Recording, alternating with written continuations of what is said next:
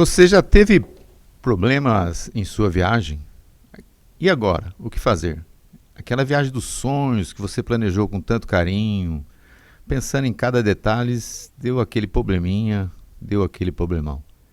E agora? O que fazer? O Podcult, o podcast da revista Cult, uma revista para ser lida, ouvida ou assistida, convidou a doutora Daiane Alves, que vai nos responder. A doutora Daiane Alves é advogada, pós-graduada em processo civil e especialista em direito do consumidor, com atuação nacional voltada ao direito do passageiro aéreo. Com mais de 4 anos de experiência, dedica-se a defender viajantes em casos de atrasos, cancelamentos, overbooking e extravio de bagagens, oferecendo soluções jurídicas estratégicas e acessíveis. Além disso, é criadora do conteúdo no Instagram, @DaianeAlvesAdvogada, onde orienta passageiros de forma clara e prática sobre seus direitos. Doutora, muito obrigado pela presença. Boa tarde. Boa tarde. Mas afinal, existem muitos problemas com os passageiros? Infelizmente sim, porque assim, não é uma alegria falar que a gente passa por problemas durante o nosso sonho, né? E sim, nós temos uma gama de problemas aí que ocorrem diariamente nos aeroportos, como cancelamentos de voo, atrasos recorrentes, a bagagem que desaparece, você chega no seu destino e você não tem uma roupa para trocar, para aproveitar da sua viagem, enfim, vários problemas que podem ocorrer sim na viagem. E como que nós resolvemos essas situações? Geralmente é administrativo, é judicial? Então, há a possibilidade de fazer sim a reclamação de forma administrativa, inclusive é indicado ao consumidor fazer primeiro essa reclamação mediante a companhia aérea, tentar entender o que aconteceu, né, para ter tido aquele cancelamento ou o atraso em si, e reclamar também nos órgãos de proteção do consumidor, né, como o Gov, o consumidor.gov, que hoje tem um acesso bem acessível para quem pode fazer a reclamação ali de casa mesmo. Só que, assim, na maioria das vezes, o consumidor, mesmo fazendo todo esse trâmite, realmente tem que judicializar para poder conseguir resolver a situação. Doutora, o brasileiro ele viaja muito, né? Agora, em julho de 2025, quase 12 milhões de pessoas viajaram, tanto em destinos nacionais como internacionais. Os problemas, eles são comuns, tanto em voos nacionais, domésticos, como internacionais? São os mesmos? São comuns, são os mesmos. O que muda é que realmente como que cada legislação encara e resolve aquele problema, né? É como cada país se posiciona. No caso de um consumidor brasileiro que adquiriu passagem aqui e vai fazer uma viagem independente de ser internacional, ele pode buscar os direitos dele aqui no Brasil, do domicílio dele normalmente.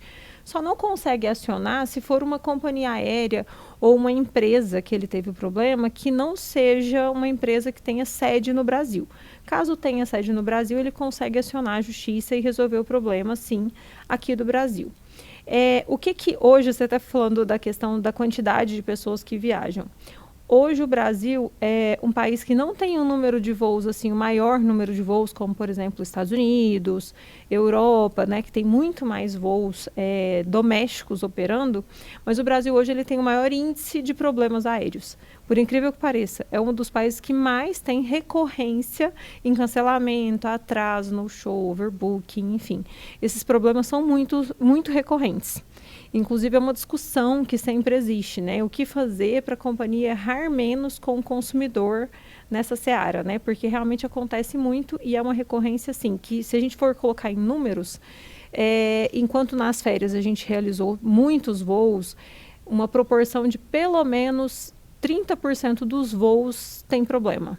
Então, assim, é uma porcentagem alta para uma área que deveria ser a realização de um sonho, o momento que você está ali relaxando, aproveitando com a sua família, né? Sim, é interessante esses números são até preocupantes, né? É um número muito alto para o Brasil. Muito alto.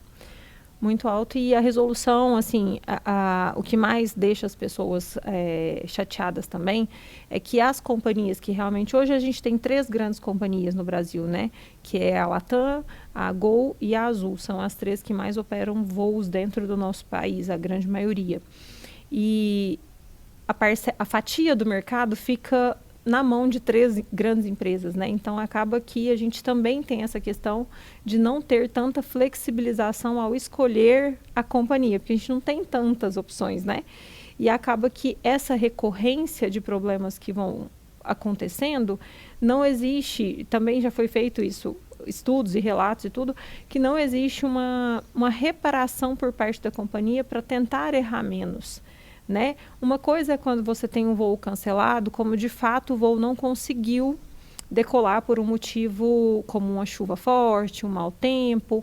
Aí realmente esse tipo de situação ele é diferente de um cancelamento que foi dado porque a tripulação estava exausta ou porque a companhia não se planejou e não fez as manutenções no meio de transporte que era o adequado. Então isso acontece de maneira muito recorrente. Inclusive a maioria dos cancelamentos não são por força maior, que é um desastre, um acidente, e sim por falta de organização da companhia para girar de uma maneira que evite esses transtornos para o passageiro, né? Doutora, perfeito. Eu lembro de uma situação específica minha, que é a primeira vez que eu viajei para o exterior. O meu telefone, embora eu tenha tentado habilitar aqui no Brasil, ele não habilitou no exterior. E aí, na ocasião, eu não sabia nem fazer uma chamada do exterior de novo para o Brasil. Então, foi um período assim que eu demorei um certo tempo aí para entender como é que eu me virava lá fora. E diante dessas situações, é interessante nós termos, além daqueles detalhes particulares da viagem, o telefone de alguém especializado, ou de um agente de viagem, ou de um advogado, para nos orientar em situações difíceis. É interessante a gente ter? Sim, na verdade vamos por partes aí no seu problema que você teve, assim. Primeira coisa, quando você adquire inicialmente, principalmente quando você vai fazer uma viagem internacional, quando você faz a aquisição por meio de uma agência, esse agente de viagem ele deve te acompanhar durante a sua viagem e te orientar, e inclusive se você tiver problemas, ele tem que conseguir solucionar e te orientar ali do melhor solução para você naquele momento. Então, quando você tem esse auxílio, quando você tem uma intermediação de uma agência, é super importante por isso, principalmente se for uma agência que tem, lógico, um nome bom no mercado, você pesquisar uma boa empresa para te acompanhar ali nessa viagem. Segundo, sim, você ter uma pessoa que presta essa assessoria jurídica quando você está no aeroporto, às vezes você está tão perdido que você não sabe nem que documento que você tem que pegar.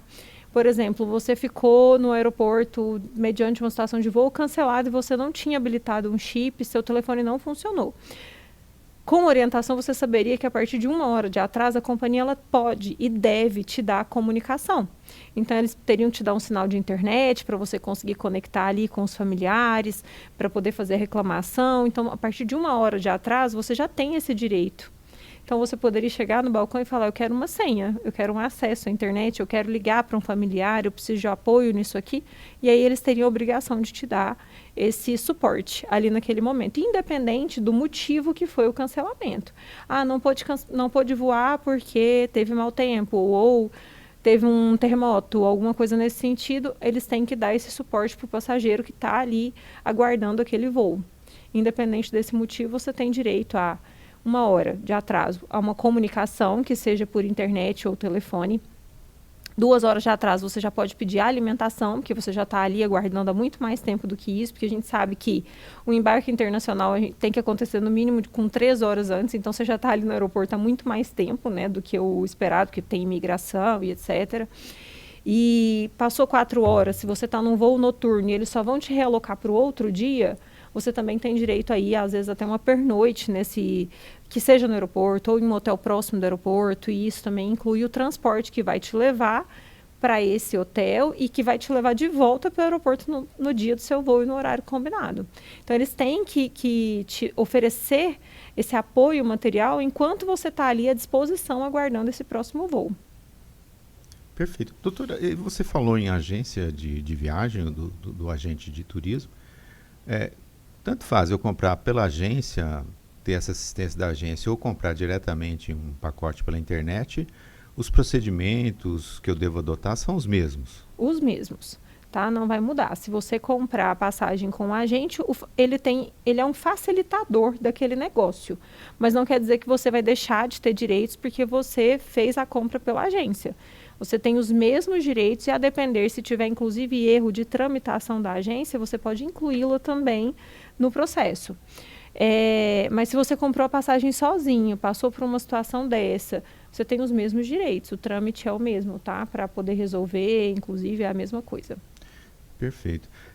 Nós estamos agora enfrentando uma situação, bem dizer, nova, que é o transporte de animais, os animais de estimação. Como que está essa situação hoje? Como que é o procedimento? E citando esse exemplo desse animal, desse pet que faleceu num voo doméstico aqui do Brasil, como que o passageiro deve proceder? Então, a primeira coisa que eu oriento, né, quando você for viajar com o seu pet, é lógico que um pet de porte pequeno, ele é mais fácil porque ele demanda muito mais documentação do que os cuidados com o transporte.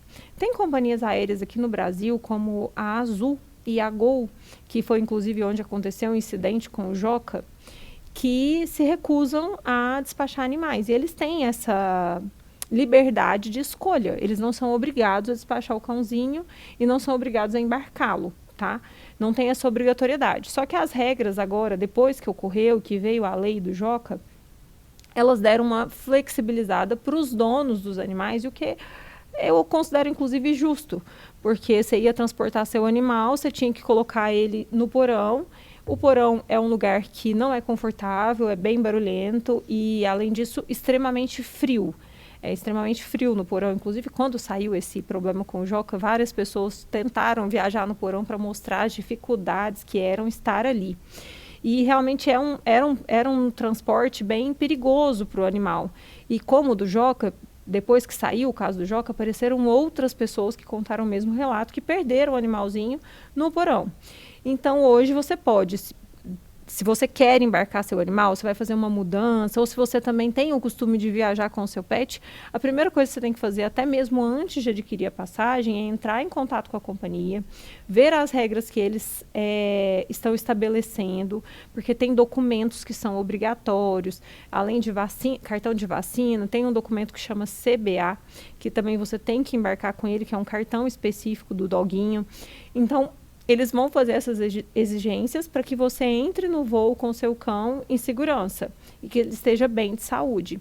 Porém, assim, se você não entra em contato com a companhia, se você não sabe se ela vai transportar seu cão e compra aí a passagem, pode ser que você não consiga embarcar ali de última hora. Então, o ideal é realmente ver como que estão as regras da própria companhia. Porque mesmo tendo as alterações na legislação, a companhia ficou com o direito de escolha se ele vai ou não transportar aquele animal.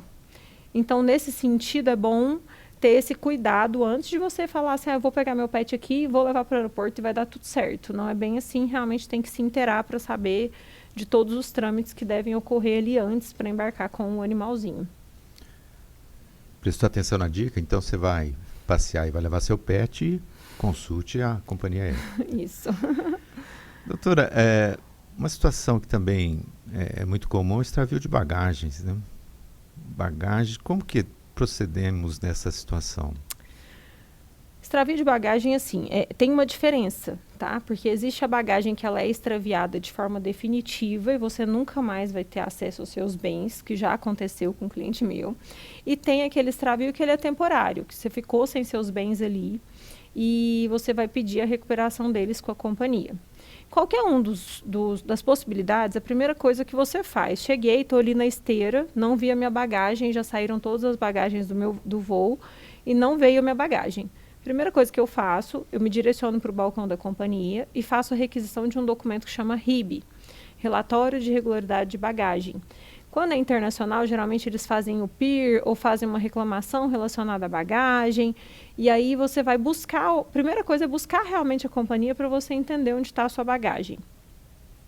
Ah, não veio no voo, vai vir no voo de semana que vem, de amanhã.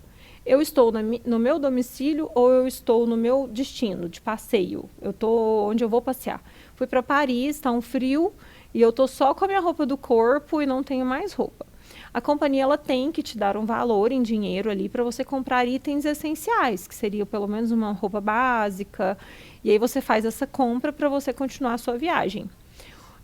Até sua mala chegar, que deveria ser rápido, porque esse trâmite de encontrar a mala, ele tem que ser rápido. A companhia, infelizmente, esses prazos são longos, porque se você for pensar, eu vou fazer uma viagem para a Europa de 15 dias e minha mala extraviou. Isso já aconteceu com uma cliente minha, inclusive. Ela ficou 15 dias sem a mala. A mala chegou aqui no Brasil, na casa dela. Ela passou de roupas emprestadas dos familiares, de clientes. Então, assim, porque ela estava fazendo uma viagem para mostrar a região, que ela é agente de viagens, inclusive. E ela estava mostrando. E chegou lá e não tinha roupa. Não tinha como. Aí ela teve que adquirir algumas coisas, mas muita coisa ela teve que pedir emprestada. Porque não tinha como ela adquirir tudo de uma mala de 15 dias, né? Sim. E aí eu aconselho o quê? Primeiro vai no balcão. A companhia, no caso dela, negou a assessoria material. Não deram nenhum centavo para ela ali naquele momento. Então, eu indico você comprar itens ali, você tirar um tempo para comprar itens. De preferência, compre no cartão de crédito, de maneira que fique registrada. Guarde todos os cupons fiscais ali da compra do que você fez. E deixa registrado, porque aí nesse caso em específico, você pode pedir o ressarcimento para a companhia. Se eles não fizerem o ressarcimento, aí tem que acionar judicialmente para requerer esses valores de volta de todo o dano que você sofreu, né? De ficar sem sua bagagem, porque é muito danoso. Dependendo do lugar que você vai, você tem que comprar muitos itens, Sim. né? Se for um país de inverno. Já teve cliente que foi para Bariloche, chegou lá, o equipamento mesmo de esquiar, ele já tinha costume de esquiar todo ano, estava todo na mala, e ele ficou sem a mala durante toda a viagem. Então, assim, como ele foi com esse intuito, comprometeu todo o destino dele, né? Então, se for fora do domicílio, é muito mais grave. E aí a indenização pode ser maior. Agora, se for dentro do domicílio, então eu cheguei na minha casa e minha mala não veio. Você pode sim ter o ressarcimento, principalmente se ela nunca mais aparecer, mas ele é mais ameno, assim, não é tão danoso, porque você está na sua residência, então você tem as suas coisas em casa, então consideram menos gravoso por isso. Existe um alto índice de resolução administrativamente pela própria companhia, ou a maioria dos casos vão para judicialização? A maioria, o cliente que já conhece, sendo bem sincera, o cliente que já conhece meu trabalho, que já está em contato comigo, a maioria vem diretamente a mim. Uhum. A depender do caso, eu sempre indico, de fato, entrar primeiro pelo consumidor.gov, porque, infelizmente, não vai ter uma resolução e uma resposta, mas aí depois a gente judicializa para demonstrar que o cliente fez, né, essa tentativa, né? O tempo todo de resolver sem ter que acionar primeiro o judiciário. Uhum. Agora, uma dica de ouro, falando ainda de mala, é a pessoa comprar um localizador, um AirTag ou algo similar ao AirTag e colocar na mala. Uhum. Porque aí, quando você coloca ele na mala, você viaja, se sua mala sumir, você rastrear. mesmo pode informar para a companhia, olha, acha minha mala e me entrega porque ela está em tal aeroporto, em tal cidade, e fica mais fácil, inclusive, para a companhia. Uhum. Facilita bastante. Tem companhias, inclusive, que estão fazendo parceria com a Apple para conseguirem rastrear os AirTags que vão nas bagagens. E aí isso facilita muito, né? Uhum. E falando de mala, ainda tem aquela situação que ocorreu com as brasileiras também, que colocaram drogas na mala e elas tiveram uma dificuldade muito grande, ficaram até presas, né? Sim. Existe algum cuidado específico para esse tipo de situação? Assim, eu falo que a gente nunca sabe quando vai ser escolhido para uma situação como essa, né? Mas o que eu indico é assim, só aquela trava da mala às vezes não é suficiente. Tem uma coisa que a gente chama de enforca-gato. Sim. Eu sempre faço nas minhas malas, eu acho que é bom a gente tentar travar ao máximo a nossa mala para ninguém abrir facilmente e acessar o conteúdo. Até porque, às vezes, a gente carrega na mala de despacho itens um pouco mais caros. Sim. E outra coisa que eu faria para me proteger se eu estou fazendo principalmente uma viagem internacional, porque a gente está fora do nosso domínio, sim, eu iria no balcão da companhia e faria uma declaração especial de valor, que é você declarar os bens que de fato você está levando na sua mala e mostrar ali para o atendente da companhia.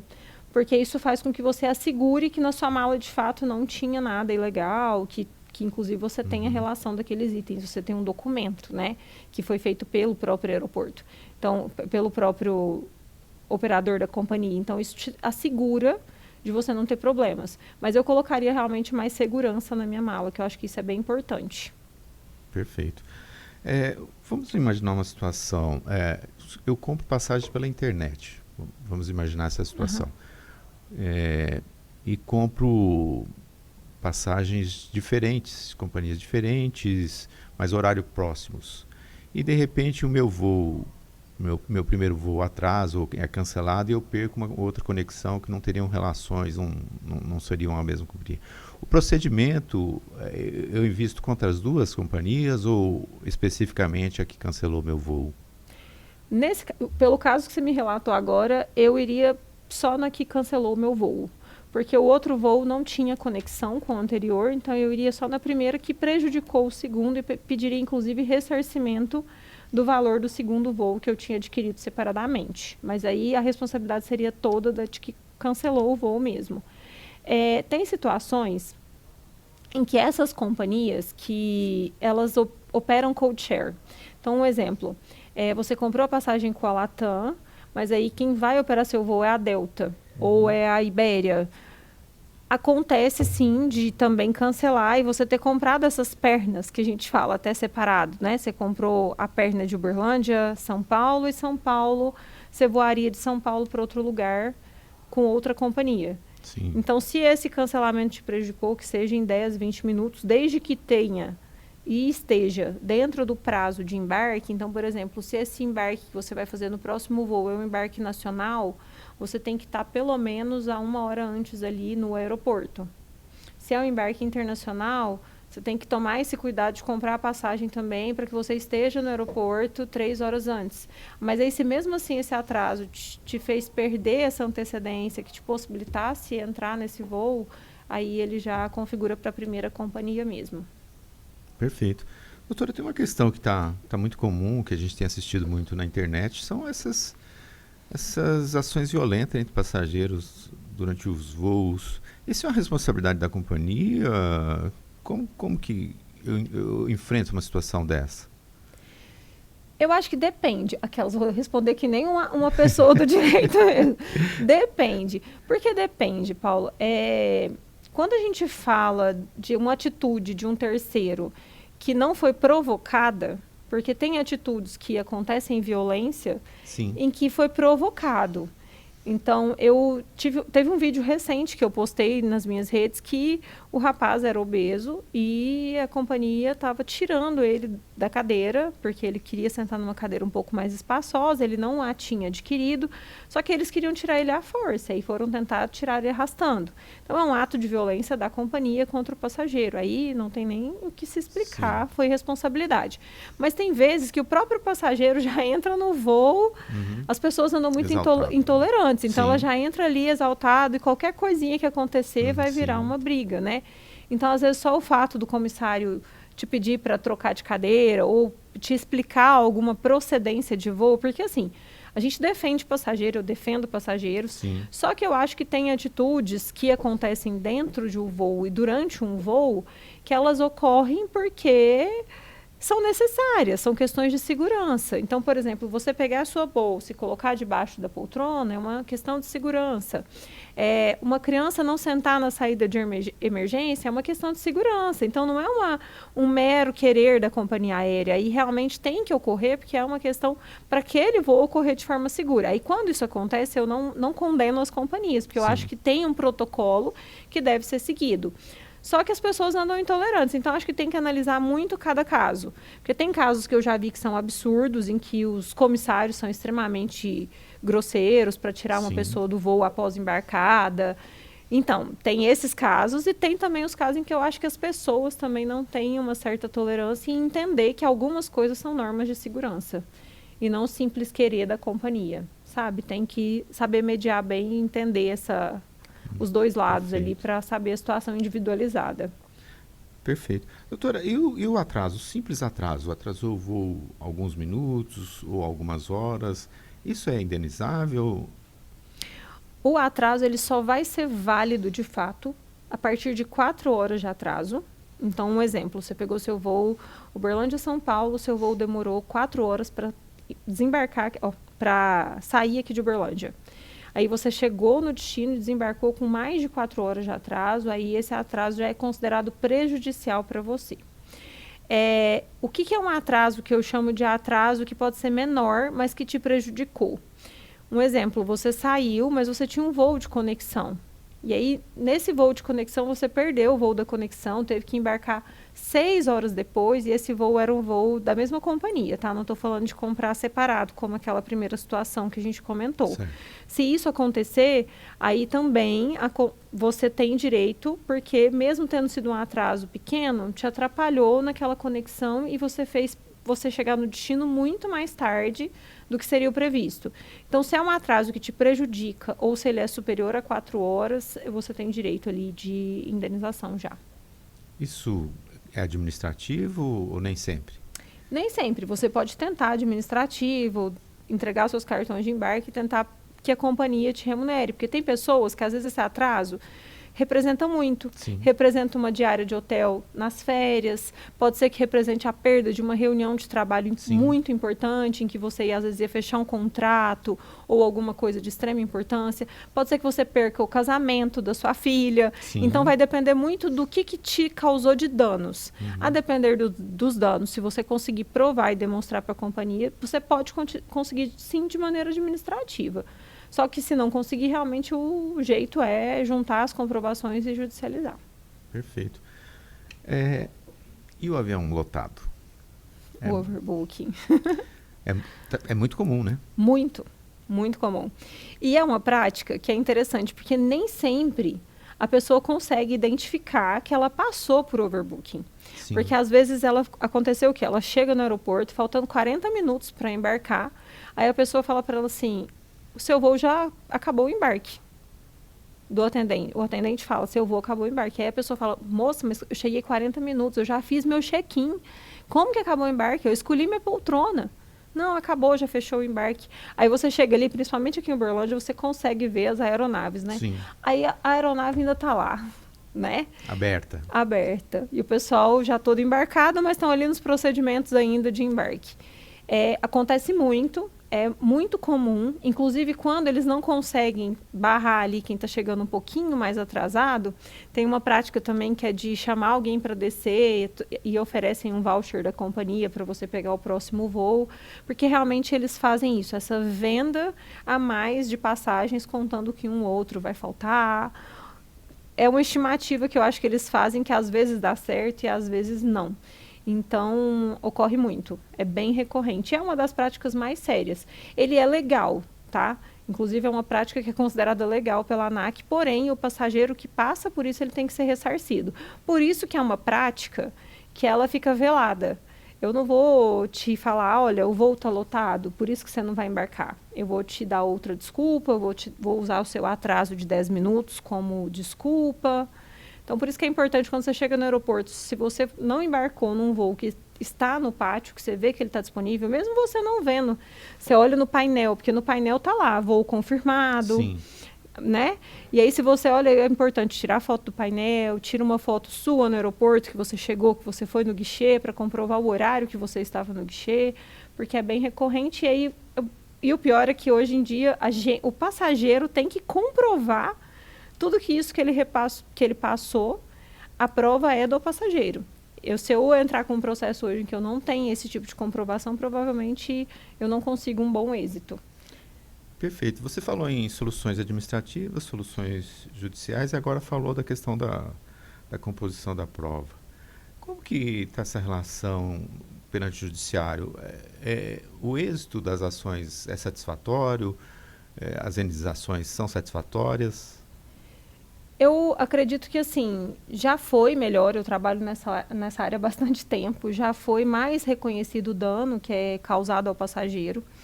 Existe uma média de indenizações nível Brasil. Hoje eu advogo no Brasil inteiro. Eu tenho ações desde Manaus, Amapá, Espírito Santo. Tem bastante ação. São Paulo é um estado que, depois de Minas, é o estado que eu mais tenho ações. E hoje o nível, assim, de indenização é entre 13 e 8 mil reais. A depender do que a pessoa passou, a depender da idade da pessoa, se for uma pessoa muito idosa, uma pessoa que passou por cirurgia, tem que se analisar tudo. Mas eu percebo que quando eu comecei, eu entrava com um processo e bastava o cartão de embarque que demonstrava que teve o atraso ali. Hoje, além do cartão de embarque, eu preciso demonstrar o quanto foi prejudicial, comprovar o quanto isso foi prejudicial. Então, eu tenho que comprovar que realmente eu tinha uma reunião, eu tenho que comprovar. Então, assim, hoje as provas, elas ficaram muito mais a cargo do passageiro. Por isso que é muito importante quando você está no aeroporto, teve um problema com a sua bagagem, com o seu voo, você registrar de fato, registrar painel, que é onde mostra o voo, registrar o horário que você chegou, registrar o horário que você chegou atrasado, o que o voo atrasou, para você ter todas essas comprovações para, de fato, você contar uma história fundamentada. Porque, realmente, se você hoje entra só com poucas provas, as chances de êxito são bem pequenas. Assim, tem sido muito diferente, porque a gente pedia muito a inversão do ônus da prova, né? Que a empresa tinha que provar o porquê que atrasou. Hoje é muito mais o passageiro que faz isso do que a própria companhia aérea. Então, desde o primeiro momento que já surgiu alguma coisa diferente, já vai registrando. Já vai registrando. E depois avalia se é interessante ou não um procedimento. Sim, se realmente valeria a pena, né? Sim. Apesar que eu acho que sempre vale a pena, porque eu brinco que o não a gente já tem. Sim. Então, a tentativa de tentar reverter um dano que você sofreu, ele é sempre válido. E eu falo que a precaução quanto às provas é tão engraçado que eu, graças a Deus, nunca passei por nenhum problema aéreo. Semana que vem estou indo viajar. Eu já vou fazendo foto desde a hora que eu estou arrumando minha mala. Eu tiro foto da minha mala por fora, eu filmo, eu tiro foto da minha mala aberta, eu tiro foto da minha mala depois que eu fechei, porque eu registro tudo de costume, de saber que se eu tiver algum problema, eu já tenho tudo registrado. Então, eu sei, por exemplo, se minha mala chegar revirada, eu tenho foto de como que eu embarquei ela, como que eu despachei ela ali no guichê. Então, eu acho que é importante hoje a gente ter provas das coisas, inclusive de qualquer relação de consumo. Sim. Eu acho que hoje a gente tem muita coisa que a gente fala, por exemplo, de maneira informal, procurar falar de maneira mais formal, falar pelo WhatsApp, porque isso tudo fica registrado. Inclusive, por exemplo, você está comprando um pacote de viagem, você compra por telefone, aí você não tem nada registrado, dá algum problema com aquele pacote. Para você conseguir o ressarcimento, vai ser muito mais difícil do que se você tivesse pelo menos documentado no seu WhatsApp, se tivesse algo escrito que comprove que você de fato fechou, quando você fechou, porque até isso é importante, as datas, né? Então, eu acho que hoje eu tenho tanto costume que eu acho que é super normal para mim registrar tudo. Eu ligo, mas eu também mando mensagem. Olha, conforme combinamos, porque aí fica muito mais claro, muito mais fácil de explicar e de demonstrar ali a situação que você passou, né? E é interessante, você citou a questão da mala, né? Que é muito comum nós assistirmos a entrega da mala. Ela sai ali na esteira até bonitinha, mas lá no interior do aeroporto ela passa por um outro processo, né? E é comum a gente ver o entregador lá jogando a mala da gente. Esse também é indenizável, né? Essa situação de estragar, de causar um dano a algum equipamento lá dentro. Sim, é bem parecido com o extravio. Se você não recebe sua mala, você pode reclamar. A depender da forma que você recebe sua mala na esteira, você também tem que registrar. Isso já registra na hora, sabe? Na hora. Pegou na esteira, já sai de lá. Inclusive, eu não aconselho ninguém a sair do aeroporto com a mala estragada e depois tentar justificar. Sim. A companhia não vai entregar o RIB, vai falar que a mala estragou em outro momento. Então, assim, você não sai do seu aeroporto sem fazer a reclamação da sua mala. E já registra, já tira foto, filma. Teve cliente minha que a mala chegou na esteira e estava saindo as roupas íntimas de dentro da mala. Ela me mandou a foto das roupas íntimas saindo de dentro da mala. Sim. Então, assim, são situações absurdas que acontecem, que é constrangedor. Já pegou as pessoas, você chegar, é uma coisa que você não quer mostrar para qualquer pessoa, né? E aí estava tudo caindo. E a mala com o zíper estourado. Então, a companhia fez o ressarcimento ali na hora, mas muito aquém do valor da mala dela. Outra coisa que eu passei a fazer também, que eu não fazia, é guardar a nota fiscal das malas que eu compro. Porque quando você vai pedir a restituição, você tem que restituir por algo similar. E nem sempre vai ter no mercado algo similar, às vezes com o modelo de mala que você comprou. Então, também é importante porque aí você tem comprovação de que você tinha aquele bem, quando você adquiriu, né? São muitas coisinhas, mas que ninguém faz. Sim. Porque você não guarda a nota fiscal de uma mala que você compra. Eu não fazia isso, sinceramente. Aí agora eu já guardo, porque eu sei que se tiver problema, eu consigo me resguardar ali também. E o furto dentro da mala que a gente só percebe em casa? Essa situação também é complicada, não? Complicada. Mas aí é que eu te falei mais cedo, da questão da prevenção. Fazer com a companhia o 10, que é a questão do relatório lá que eu te falei, de colocar a discriminação dos itens da sua mala, você tem uma discriminação ali do que você tinha na sua mala. Sim. Principalmente mulheres, por exemplo, a gente carrega algumas coisas na mala. Tem maquiagem de mulher que é muito cara, Sim, tem semijoias, perfumes, que são coisas caras. Então, se você vai carregar coisas caras, já faça o relatório. No guichê da companhia, você vai despachar, você fala, eu quero fazer o relatório do que tem na minha bagagem, a declaração especial de valor. Eu quero fazer. Ah, então você quero fazer. Aí você faz, porque você está prevenido. Outra coisa, você vai arrumar sua mala com itens mais caros, registre também por vídeo, foto, porque o vídeo e a foto vai estar com a data que você fez o vídeo, que foi anterior à viagem, e o que você está colocando ali dentro da mala. Então, se sumir algum item, você tem o antes para mostrar e comprovar que ele não estava ali quando você chegou em casa. E aí, nesse caso, é boletim de ocorrência e procurar a companhia, e se você não for ouvido, buscar aí a ajuda do judiciário. Perfeito. Doutora, a gente está falando em um percentual aí pequeno de problemas, ou são muitos problemas, no geral, de todos os aspectos? Você fala de quantidade que ocorre, o quanto ocorre em termos de volume de viagem. É um percentual relativamente pequeno, né? Enorme, não. É grande. É grande. E qual o que mais demanda o judiciário em relativa a essa situação?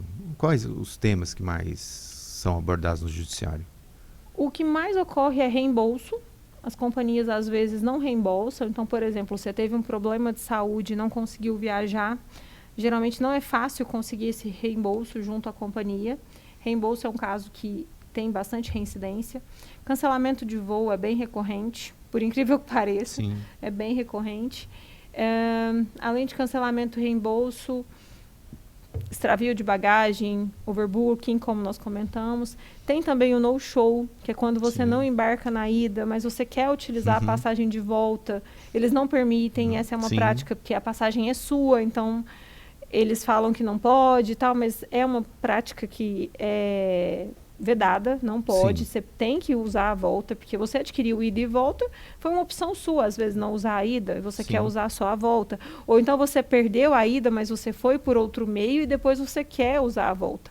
Então, também acontece muito no show e é bem recorrente. Acho que essas são as principais, mas tem situações diferentes que às vezes acontecem, são atípicas que a gente fala, que fogem um pouquinho disso, mas que, por exemplo, situações de briga em voo, às vezes que acontece com o comissário, que são ações que inclusive envolvem outras áreas além da só indenizatória, né? Então tem outras áreas aí que são mais simples e assim não são tão simples, mas são situações mais distintas assim, mas que acontecem com menos recorrência. Não, aqui não é o caso, por exemplo, desses que são mais recorrentes, né, que tem um volume maior. Podcult, o podcast da revista Cult, uma revista para ser lida, ouvida e assistida. Nós falamos de problemas de viagem, mas viajar é muito gostoso, não é isso, doutora? Muito, não deixem de viajar. Foi um papo muito agradável. Doutora, o que não falta na sua mala? Na minha mala? Não falta um bom localizador, não fico sem um localizador. Toda vez que eu viajo já coloco. E eu acho que não pode faltar informação, que é o mais importante. A gente sempre buscar se informar para ter um amparo ali na hora que a gente mais precisa. Mais alguma grande dica? Uma dica, me sigam no Instagram, @daialvesadvogada. Se vocês quiserem ver dicas diárias sobre problemas com viagem, desde ônibus, hotéis, voos, a gente fala sobre tudo. E vão te manter informados para fazer uma viagem mais segura e mais relaxada também, porque sabe que se tiver o problema, você tem a quem socorrer. Doutora, muito obrigado, foi muito esclarecedor. Muitos assuntos aí que eu não tinha a mínima noção de como proceder. Muito obrigado pelas informações. Obrigada a você, Paula, pela oportunidade.